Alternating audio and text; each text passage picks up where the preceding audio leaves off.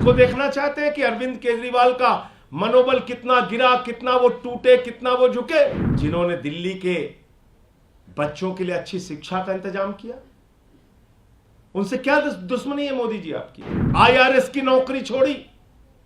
अरविंद केजरीवाल जिसने 49 दिनों में मुख्यमंत्री की कुर्सी को लात मार दिया, कोई चपरासी की भी नौकरी नहीं छोड़ना चाहता। अरविंद केजरीवाल के बूढ़े मां बाप जो खुद बीमारी की हालत में हैं, यह हालत अपने बेटे की देखकर वो दुखी होते हैं। अगर केजरीवाल से कंपटीशन करना है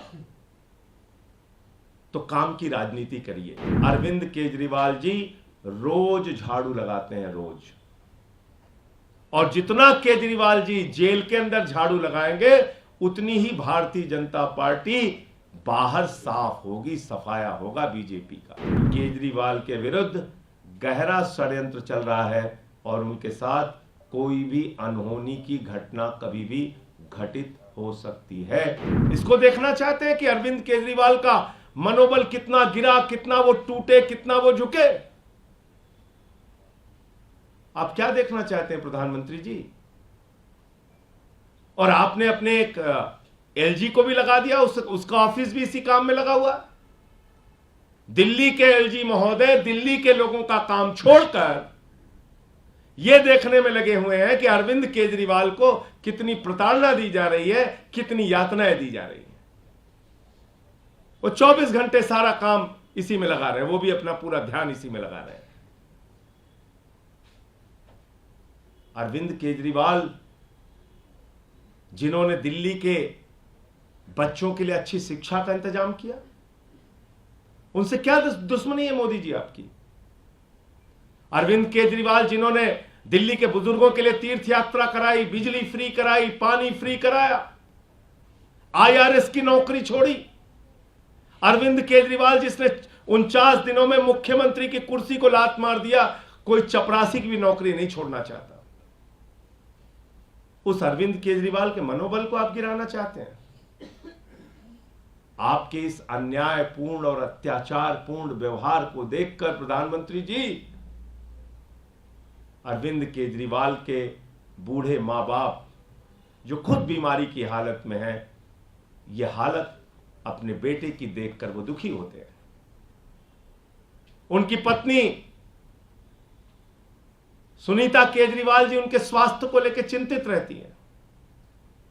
दिल्ली के लोग पिछले 23 दिनों से चिंतित हैं। देश के लोग जो उनसे बेहद प्यार करते हैं, वो चिंतित हैं इस बात को लेकर कि आखिर अरविंद केजरीवाल को दवा क्यों नहीं दी जा रही है, इंसुलिन क्यों नहीं दी जा रही है।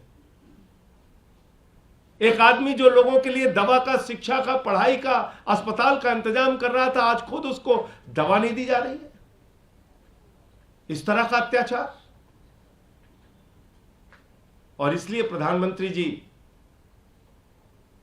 मैं आपसे कहना चाहता हूं, अगर केजरीवाल से कंपटीशन करना है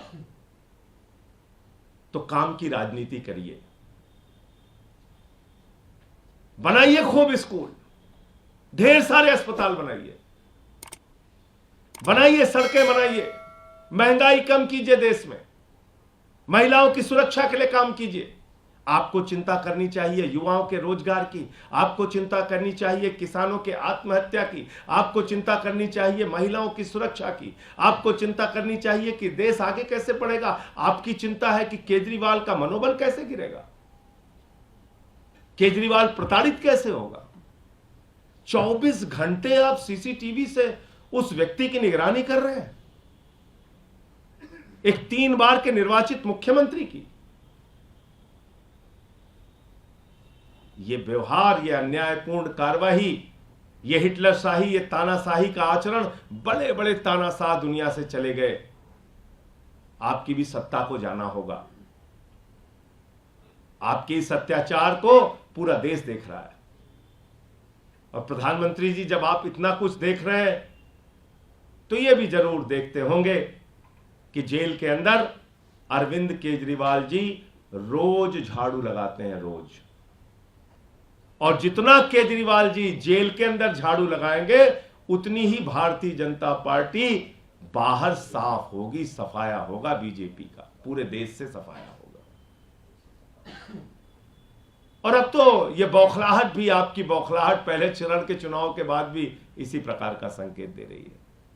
तो मैं आपको ये बताना चाहता हूं कि पीएमओ देश के प्रधानमंत्री नरेंद्र मोदी, एलजी ऑफिस और खुद एलजी महोदय सारे नियम कानून को तोड़कर जेल में अरविंद केजरीवाल के सीसीटीवी का फुटेज मंगाकर, लिंक मंगाकर उनके ऊपर निगरानी कर रहे हैं, उनको देख रहे हैं।